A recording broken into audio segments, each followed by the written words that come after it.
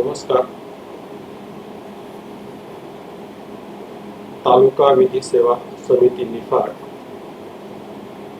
आणि वकील संघ निफाड यांचे संयुक्त विद्यमाने राबविण्यात येणारे कार्यक्रम किमान सर्वसाधारण कार्यक्रमांतर्गत आपले सहर्ष स्वागत आहे. आजच्या कार्यक्रमाचे प्रमुख पाहुणे श्रीमती PN गोसावी मॅडम, सहदिवाणी न्यायाधीश तथा न्यायदंडाधिकारी प्रथम वर्ग निफाड, तसेच आजचे वक्ते ॲडव्होकेट श्री LS वार निफाड आणि ॲडव्होकेट श्रीमती प्रगती पगार.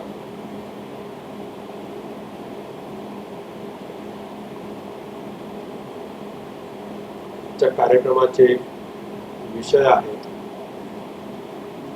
असंघटित क्षेत्रातील कामगारांसाठी कायदेशीर सेवा आणि दुसरा विषय आहे सार्वजनिक उपयोगिता सेवा आणि शासकीय योजना अर्थात पब्लिक युटिलिटी सर्व्हिसेस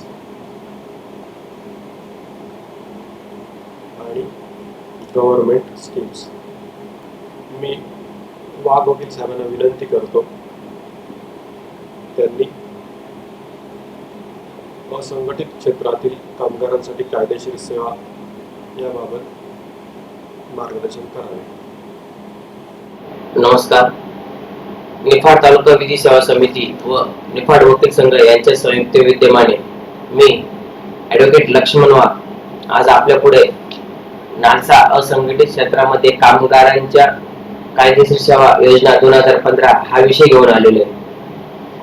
आज मोठ्या प्रमाणात असंघटित क्षेत्रामध्ये आपल्या देशात कामगार काम करत आहेत. आज भारतीय अर्थव्यवस्थेमध्ये सर्वात जास्त GDP वाढवण्याचं काम व खारीचा वाटा असेल तो असंघटित क्षेत्रातील कामगारांचा. असंघटित क्षेत्रातील कामगार हे देशाच्या अर्थव्यवस्थेचा मुख्य कणा आहे. शेती, उद्योग आणि एकूणच साऱ्या आर्थिक क्षेत्रात असंघटित क्षेत्रातील कामगारांचे योगदान मोठे आहे. पहिल्या राष्ट्रीय श्रम आयोगाने 1966-69 मध्ये असंघटित कामगारांची व्याख्या केली. त्याच्यामध्ये त्यांनी स्पष्ट म्हटले की ज्यांना रोजगाराचे तात्पुरते स्वरूप, अज्ञान आणि निरक्षरता, व्यवसाय किंवा कामाचे विस्कळीत व लहान स्वरूप, कामाच्या स्वरूपामध्ये मालक वर्गाकडे एकवटलेल्या शक्ती अशा सारख्या सामुदायिक उद्दिष्ट प्राप्त करण्यात अडचणी येतात व ते संघटित होऊ शकत नाही, अशा कामगारांचा उल्लेख असंघटित कामगार म्हणून करता येईल. तसेच असंघटित कामगार म्हणजे दुसरी एक व्याख्या केली की असंघटित कामगार म्हणजे काय की ज्या कामगारांची आतापर्यंत कुठल्याही रजिस्टरला नोंदणी केलेली नाही, सरकारकडे ज्यांचा डाटा उपलब्ध नाही, ज्या कामगारांची आयकर विभागाकडे नोंदणी झाली नाही, असे कामगार म्हणजे असंघटित कामगार.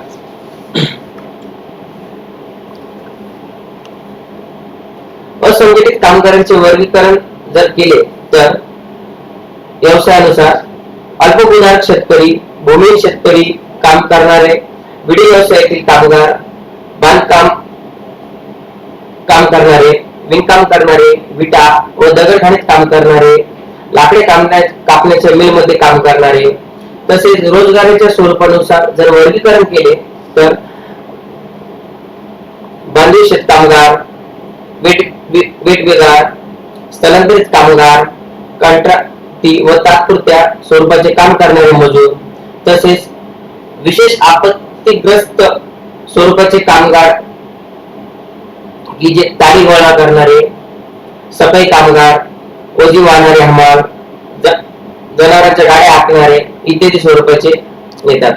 सेवा प्रकारातील कामगार जे सुजनीगर काम करणारे, नाभिक, लोहार, सुतार, भाज्या फळ विक्रेते, वर्तमानपत्र विक्रेते इत्यादी अशा कामगारांच्या मोठ्या प्रमाणात खूप समस्या पण आहेत.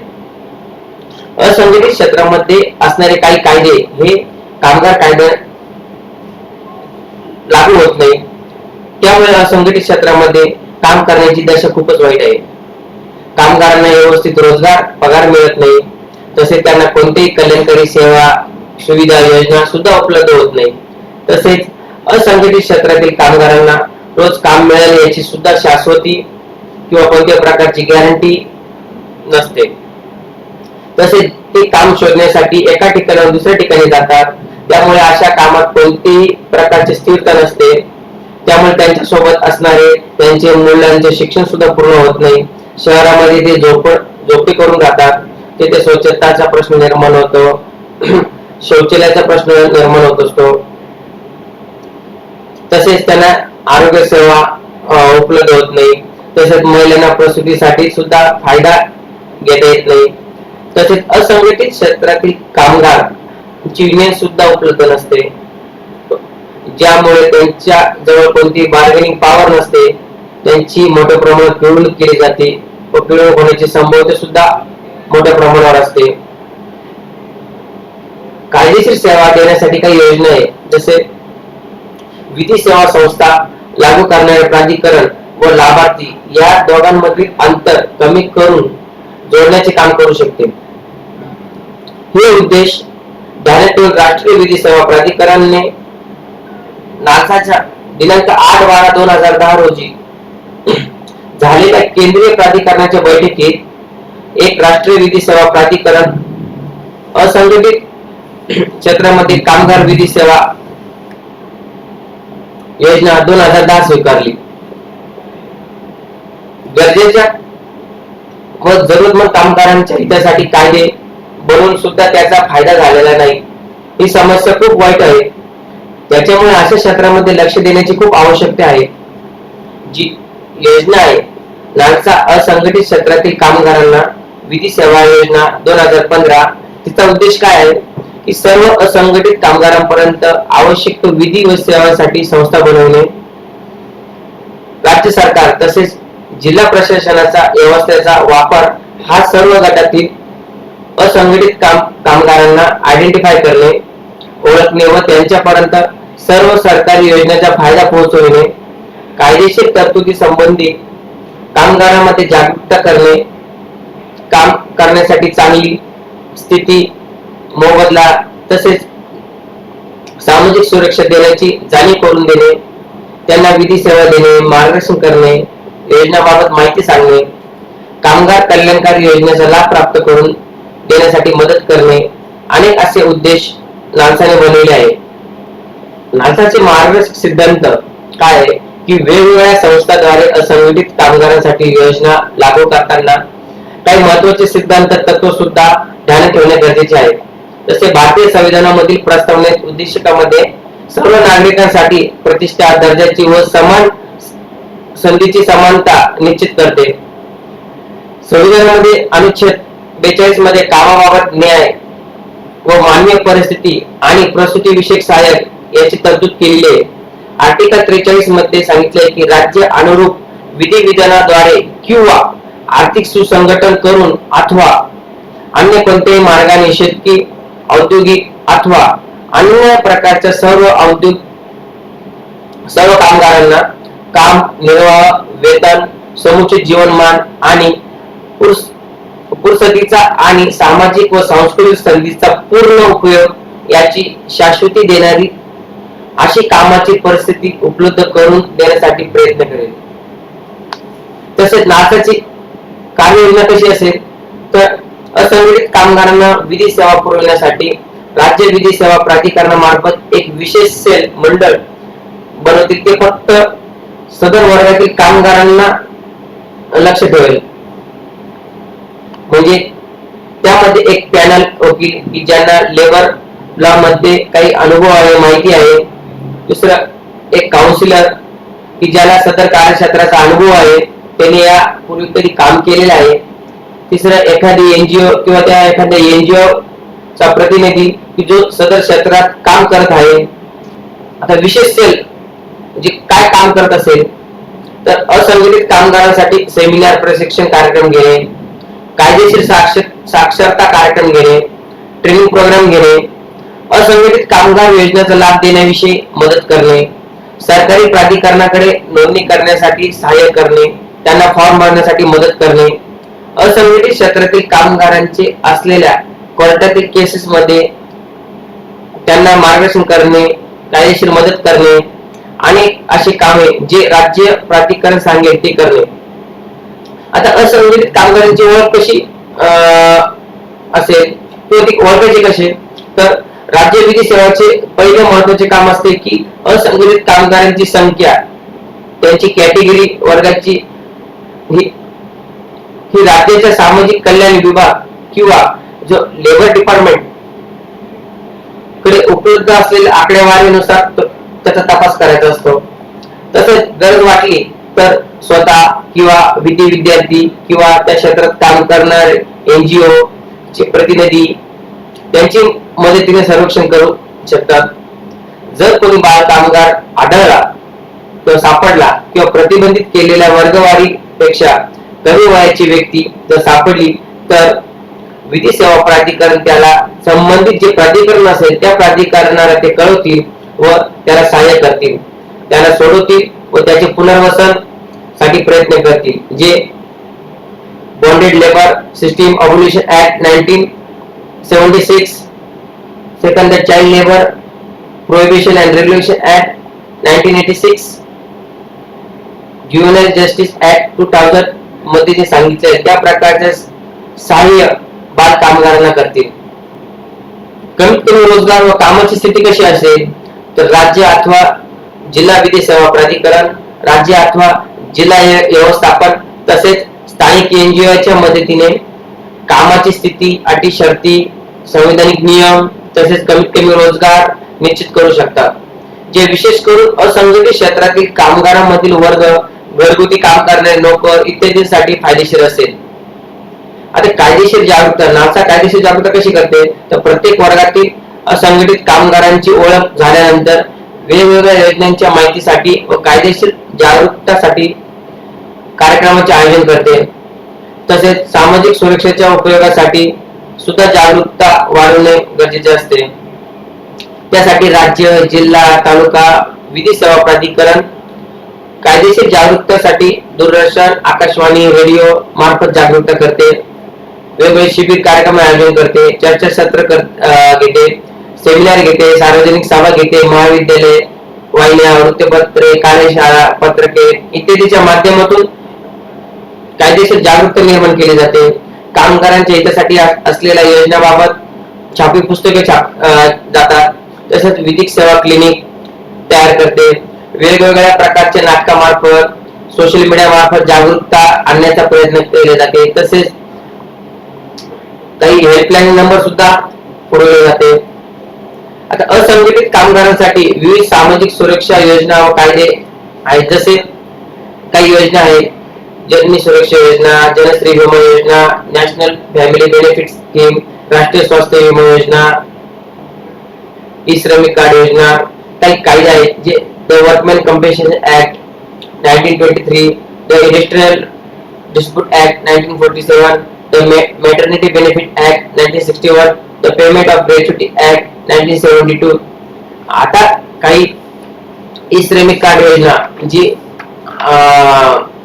सध्या मोठ्या प्रमाणात लागू केलेली आहे.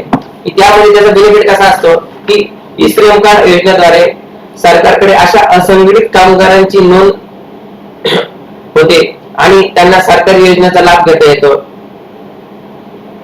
त्याच्यामुळे जास्तीत जास्त असंघटित कामगारांनी तेथे ई श्रम कार्ड योजनेचा फायदा घेतला पाहिजे.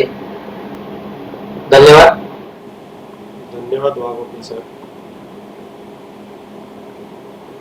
आपण सुंदर मार्गदर्शन केले.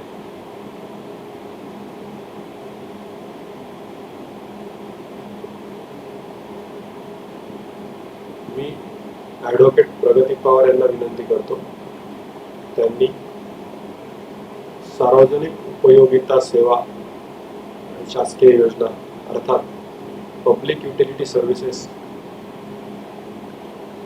गव्हर्नमेंट स्कीम्स यावर मार्गदर्शन करावे.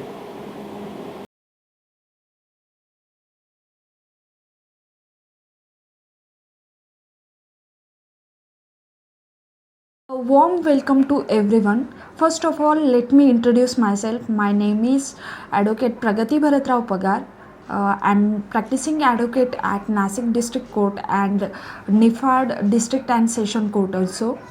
I'm here to introduce you about the public utility services as per the directions of District Legal Aid Committee.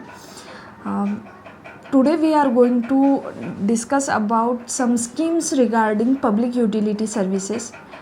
So let's begin. After hearing about the term public utility services, we must think that what is exactly public utility services and which schemes come under the concept of public utility services, which things comes under the public utility services. So let me introduce public utility services to you. The public utility services refers to a set of services provided by the public or the private organizations consumed by the public at large. For example, the Public Utility Services Agency provides service such as water, electricity, natural gas, transport service, telephone service and other essential service to the public.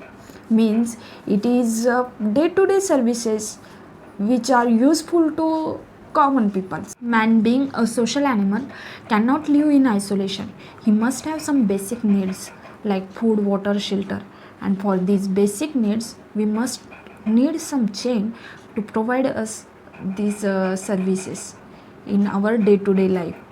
So here comes the role of public utility services. Friend, I found some golden lines from the book of MP Jain, Constitution of India, as follows. The Constitution of India has distributed the legislative subject matters relating to sector and service regulations between the center and the states for their better quality service efficiency. The allocation of legislative competence between center and state is stated from Article 245 to 254. Read with Schedule 8 of the Constitution of India, which empowers both Parliament and state legislature respective in the concern of public utilities service sector. These three lists contains and covers the topic like civil aviation, railway, port, national highways, broadcasting, telecom, railways, taxes, etc., etc., etc. Friends, now we are going to discuss about legal regulations and public utility services. Each and every sector of public utility services has its own rules and regulations. More than 100 laws, as we discussed earlier, more than 100 laws were passed by Indian legislature for better regulation of public utility services. So let's know about these sectors and laws regarding them. First of all, transport sectors. In this sector, law relating to railways, law relating to airways, law relating to ports are covered. After transportation sector, here comes the energy sector. Regarding energy sector, the laws relating to natural gases, the laws relating to petroleum, the laws relating to electricity were come and covered under the energy sector. After this energy sector, communication sector were placed.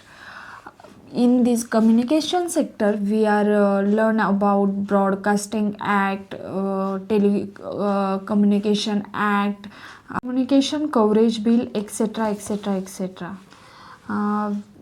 Regulations are help us to effective working and making the process faster and faster in our day-to-day life and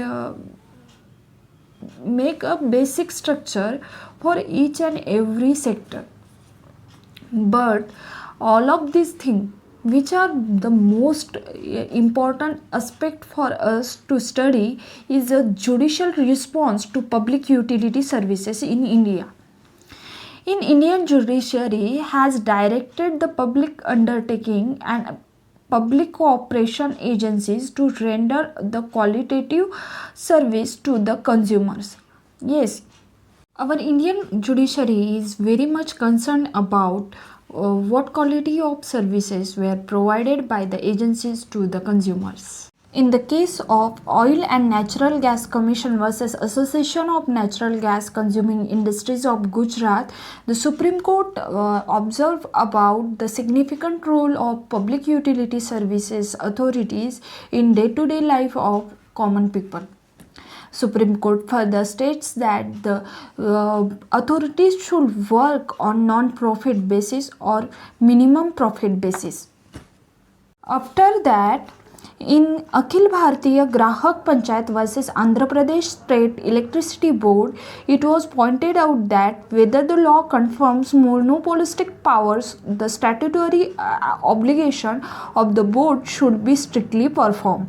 If the inbuilt machinery provided in the Act is not able to control and check the functioning of the board, the court has to interfere and strike down the arbitrary act of the board. Further, the decision in P. Nalla Thampi Thera versus Union of India, the Supreme Court highlights the inherent limitation of judicial process in the overseeing the performance of the public utilities. From these decisions and from these court observations, we conclude that the judicial activism were performed in public utility services also. Now we are coming to the schemes of government regarding public utility services. As we go on the official website of Government of India regarding Ministry of Power, we were introduced by various schemes and various projects performed by our Indian government. Friends, for the information of schemes relating to public utility services, I personally suggest you to please visit the government website of Ministry of Power. Here you see more than 200 projects were governed by the Government of India in different states. Each and every project details are not possible to given in this lecture due to the time limitations. So I decide to mention some very popular projects such as Bharatmala project. After that, in our Maharashtra, Samruddhi highways are the best example of transportation ministry. After that, ONGC project is very effective and popular among the projects relating to energy. After that, Narmada project is a very important project in the aspect of our central government.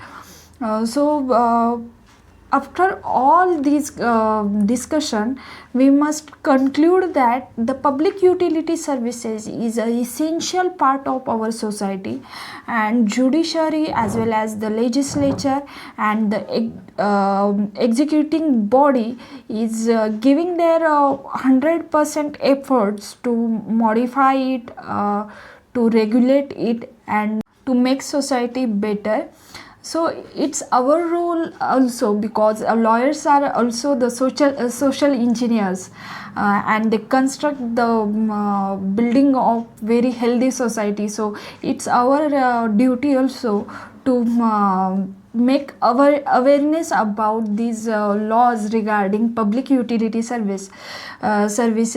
So I'm very thankful to all of you to give chance on discussion about this topic, and I'm very glad to share my knowledge with you. So thank you so much. धन्यवाद madam. आपण सुंदर शब्दामध्ये मार्गदर्शन केले. तालुका विधी सेवा समिती निफाड आणि वकील संघ निफाड यांच्या वतीने मी सर्वांचे आभार मानतो. आपण युट्यूबच्या माध्यमातून या कार्यक्रमाचा आस्वाद घेतला. माननीय अध्यक्ष महोदया यांच्या वतीने कार्यक्रम संपन्न झाला असं मी जाहीर करतो आणि सर्वांचे पुन्हा एकदा आभार मानतो. धन्यवाद.